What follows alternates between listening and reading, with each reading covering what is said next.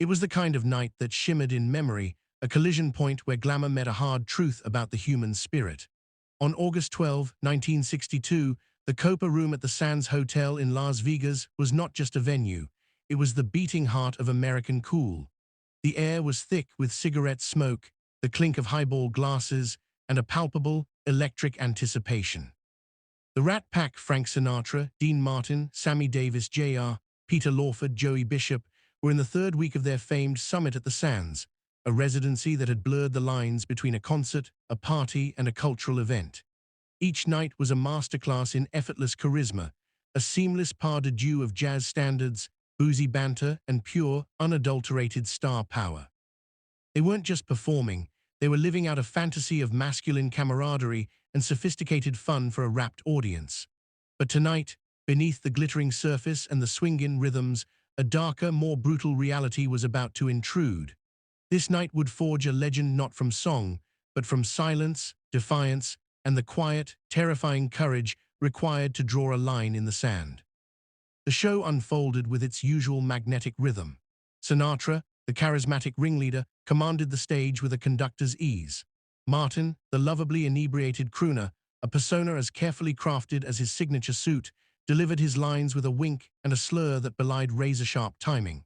The magic of the Rat Pack was their chemistry, the sense that you were witnessing a private joke shared among the coolest guys in the world, and you were lucky enough to be let in on it. Then came Sammy Davis Jr.'s solo turn.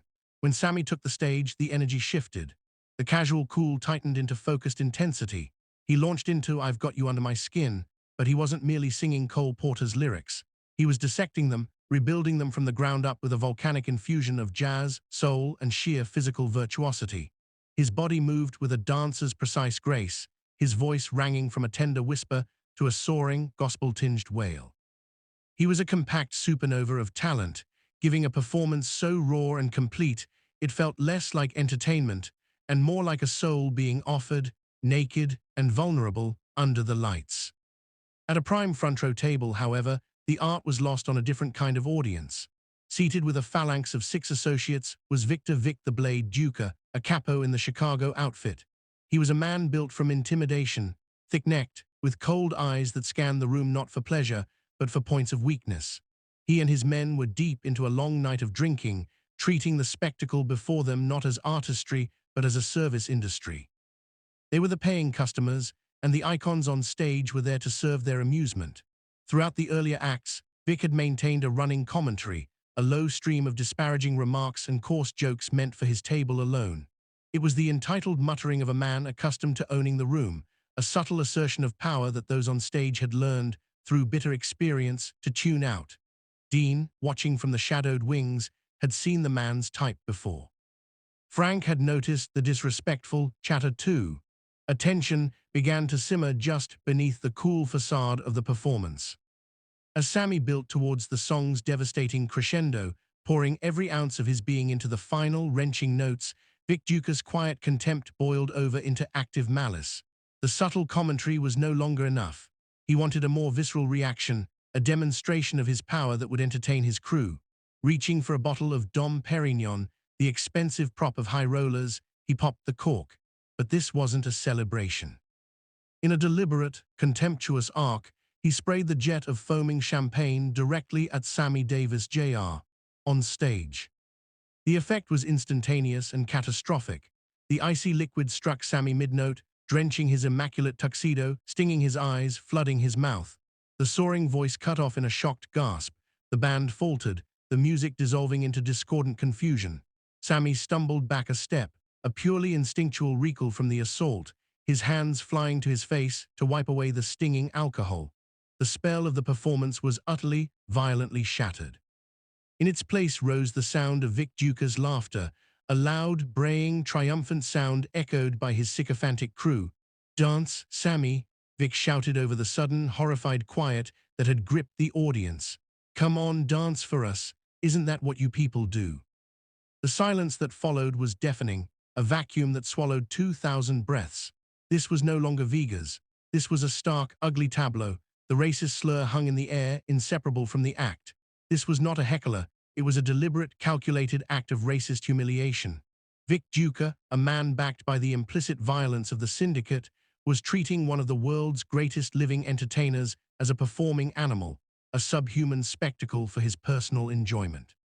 He was doing it publicly brazenly because in 1962 Las Vegas, a town built on and controlled by organized crime, a man with his connections believed he could. The rules of civil society did not apply to him. The dignity of a black man, even one of Sammy's stratospheric fame, was, in his view, negotiable and often non-existent. On stage, Sammy Davis Jr. stood immobilized, dripping with champagne and humiliation. Decades of training, a lifetime of navigating the treacherous waters of racism in show business, took over. His face, after a fleeting flash of shock and pain, settled into a carefully neutral mask. Do not react. Do not show anger. Do not show hurt. To show emotion was to give them more power to provide further entertainment. The unspoken rule for black performers of his generation, especially those crossing over to predominantly white audiences, was to absorb the indignity, swallow the poison, and keep performing. Smile through it. The show must go on, because your livelihood, your very place in that world, depended on your ability to be not just talented, but unthreateningly agreeable. With a stillness that screamed louder than any protest, Sammy began to turn his body back toward the microphone.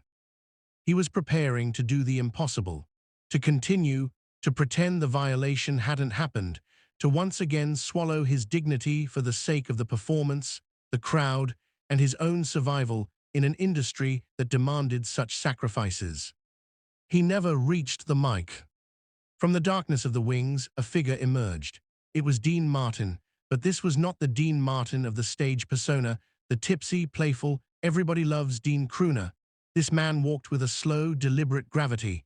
There was no sway, no slouch, no martini glass prop. His face was set, his eyes fixed on Vic Duca's table. The audience watched. Mesmerized as this unfamiliar Dean crossed the stage and came to a halt beside his shivering, soaked friend. He didn't look at Sammy first. He placed a firm, steadying hand on Sammy's shoulder, a simple gesture that carried the weight of a manifesto. It said, "You are not alone. I am here." Then, and only then, did he turn his full attention to the man in the front row. The voice that broke the silence was not the booming baritone of a performer. It was calm, conversational, yet it carried with chilling clarity to the very back of the room. "Sir," Dean began, his tone deceptively mild, "did you just spray champagne at my friend?" A ripple went through the crowd. He had called him friend, not colleague, not co-star, friend. Vic Duca, savoring the spotlight, leaned back in his chair, a predator amused by a new game. "Yeah, I did," he smirked. "What are you gonna do about it, Dean?" Dean didn't rise to the bait. "I'm asking you why," he replied, his voice still even, a placid surface over deep, cold water. "Because it's funny," Vic stated, as if explaining something obvious to a child. His crew tittered on cue. "I paid good money for this show. I want to be entertained." Dean's posture shifted almost imperceptibly. The casual ease vanished. "Stop," he said, and the single word was a blade. "Don't you dare finish that sentence." Vic's smirk faltered, replaced by a flicker of surprise. He was not used to being interrupted, certainly not by an entertainer. "You telling me what to do, Dean?" "I'm telling you what you *woe do," Dean clarified, his voice gaining a steely edge. "You won't sit in my showroom and humiliate my friend. You won't treat Sammy Davis Jr. like he's some kind of trained act for your amusement. And you sure as hell are not going to use that kind of language in here." The air grew thick enough to choke on. Every person in the Copa room understood the stakes being laid out. Victor Duca was a made man. He was violence, he was consequence, he was a walking threat. To challenge him in private was dangerous. To challenge him publicly in front of 2,000 witnesses and his own crew was widely considered a form of professional, if not literal, suicide. Dean knew exactly who Vic was. He knew the stories. He knew the reach of the outfit in Vegas, a town they practically owned. And in that moment, with a clarity that must have been terrifying, he decided he did not care. Vic's face darkened. The playful predator was gone, replaced by the cold-eyed killer. He lowered his voice, but the menace in it traveled just as far. "You know who I am." "I know," Dean answered without hesitation. "You're Victor Duca, you're connected, you're dangerous, you've hurt people, I know all of that." He paused, letting the inventory of terror hang in the air.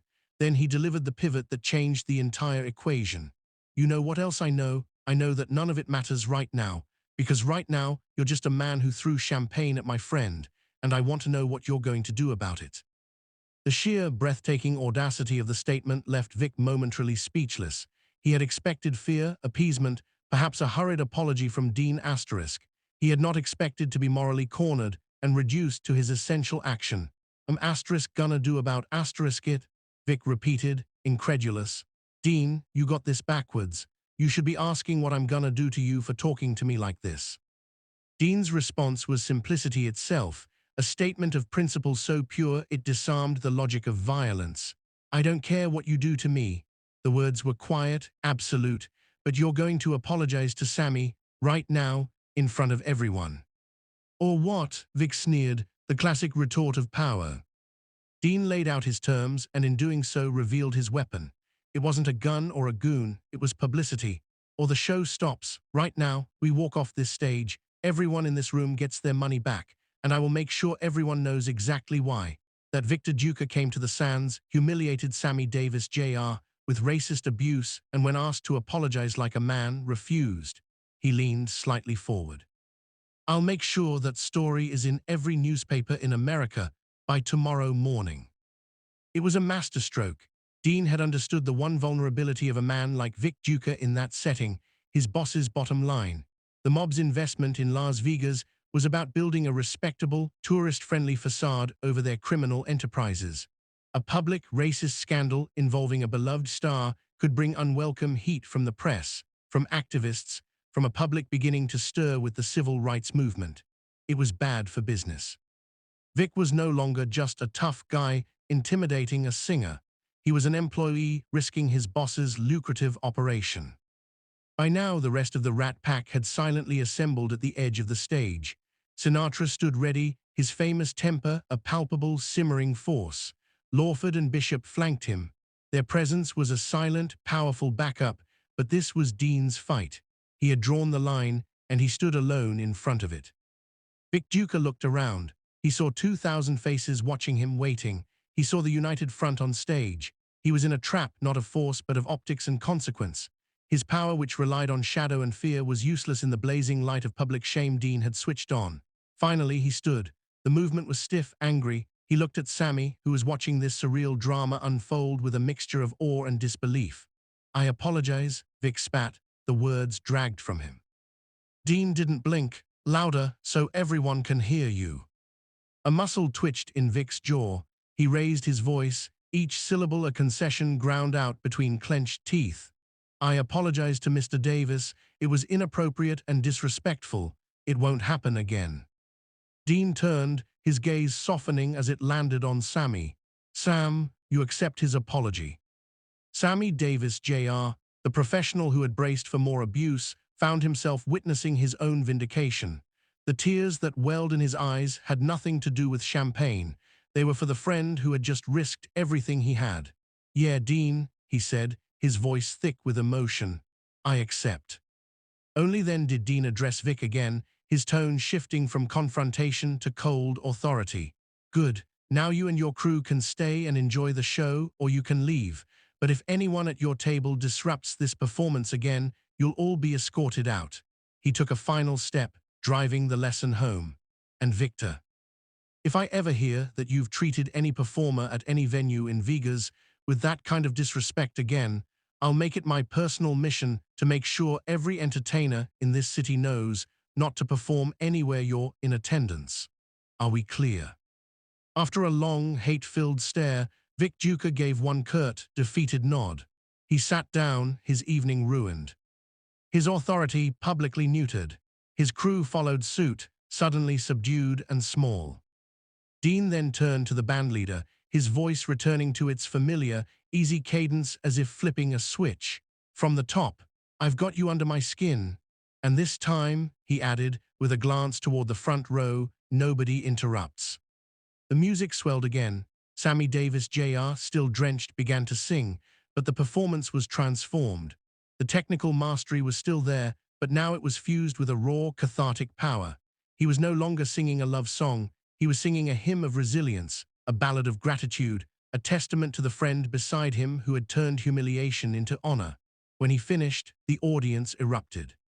The 5-minute standing ovation was not just for his talent, but for his survival and for the man who had ensured it. Dean stepped forward once more as the applause began to fade. "Ladies and gentlemen," he said, and the room hushed. "What you just witnessed was a man learning an important lesson. In this room, on this stage, we treat each other with respect. Black, white, Italian, Irish, Jewish, doesn't matter. Talent matters. Character matters. Dignity matters." He pulled Sammy close. "And Sammy Davis Jr. has more talent, more character, and more dignity than anyone I know." Then he delivered the line that sealed the legend. "This man is my brother, not because we're related by blood, but because we're related by something stronger. We are related by choice. We chose to be brothers, and anyone who disrespects him disrespects me. Anyone who tries to humiliate him will answer to me. That's not a threat. That's a promise. That's what family means."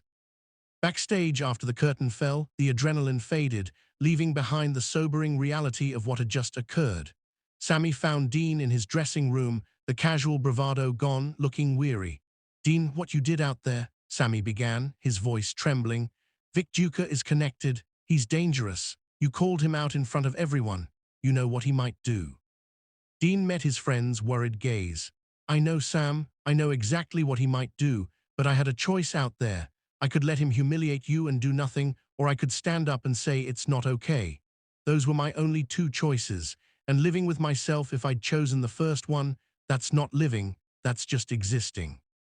At that, Sammy Davis Jr., the hardest-working man in show business, the survivor of countless indignities, broke down. He walked over and hugged Dean Martin, holding on to him as if for life itself. Dean held him back. "You called me your brother," Sammy whispered into his friend's shoulder. "You are my brother," Dean said, his voice firm, leaving no room for doubt. "Not my friend, not my colleague, my brother, and I protect my family, even when it costs, especially when it costs." The fallout was swift and telling. Victor Duca left Las Vegas the next morning and never set foot in the city again. The word that filtered through the underworld was that his bosses in Chicago were livid, not about the racism, but about the negative attention, about looking weak, about a mere entertainer making a fool of one of their captains. Vic's standing in the organization never recovered. More importantly, a seismic shift occurred in the lounges and casinos of Vegas. Other mobsters and high rollers who had thought nothing of casual, cruel treatment of black performers suddenly thought twice. The unspoken rule had been challenged. Dean Martin had demonstrated that there was a price, a very public and embarrassing one, to be paid. The incident transcended gossip and became part of the bedrock of the Rat Pack mythos, but for the wrong reasons. It wasn't about their cool, it was about their courage. It revealed the persona of Dean Martin as just that, a persona. Beneath the drunk act was a man of immense, sober principle. Years later, in 1988, as Sammy Davis Jr. lay dying of throat cancer, he asked for Dean. In their final, poignant visit, Sammy, his voice a ravaged whisper, returned to that night. "My whole life," he confessed, "I'd been trained to take it, to smile and keep performing no matter what they did to me. When men humiliated me, I was supposed to say thank you and ask for more. That's how we survived. We swallowed our pride and kept dancing." He reached for Dean's hand, his grip weak. "But that night, you said asterisk, no asterisk. You said my dignity mattered more than the show, more than keeping a mobster happy, more than anything. You stopped everything and made him apologize to me asterisk." Tears tracked through the wrinkles on his face. "You saved my soul that night, Dean. Not my pride, my soul. Thank you for being the kind of man who stands up, even when it's dangerous." Sammy's funeral in 1990, a devastated Dean Martin took the podium. He told the story of the champagne, the standoff, the apology. "People ask me why I did it," he said, his voice breaking with a grief he made no attempt to hide. "Why I risked so much. And the answer is simple. Because Sammy was my brother, because his dignity mattered, because standing up for what's right matters more than staying safe." He looked out at the sea of mourners, friends and legends from a bygone era. "Sammy and I, we came from different worlds, but none of that mattered. What mattered was that we chose each other. We chose to be family, and when you choose someone as family, you protect them, no matter what, no matter who's threatening them, no matter what it costs." He took a shuddering breath. "That's what Sammy taught me, that family isn't about blood, it's about choice. It's about standing together when the world tries to tear you apart. It's about saying, you humiliate him, you humiliate me, and meaning it. That's brotherhood, that's love, that's what Sammy and I had. The legacy of August 12, 1962, is not captured in a recording or a film clip. It exists in the echoes of that silence after the cork popped, and in the calm, unwavering voice that broke it. Victor Duca represented a world where power was taken through fear and violence, where human dignity was a commodity to be traded or trampled. Dean Martin in that moment represented a different power, the power of moral conviction, the courage of loyalty, the terrifying strength it takes to say no when every instinct for self-preservation screams yes. He defended more than a friend. He defended an idea that respect is non-negotiable, that brotherhood is an active verb, and that some lines, once crossed, demand a response, regardless of the cost. It was the night a mobster's champagne tried to wash away a man's worth, and another man's quiet, fearless decency made sure it left a permanent, shining stain of honor in its place.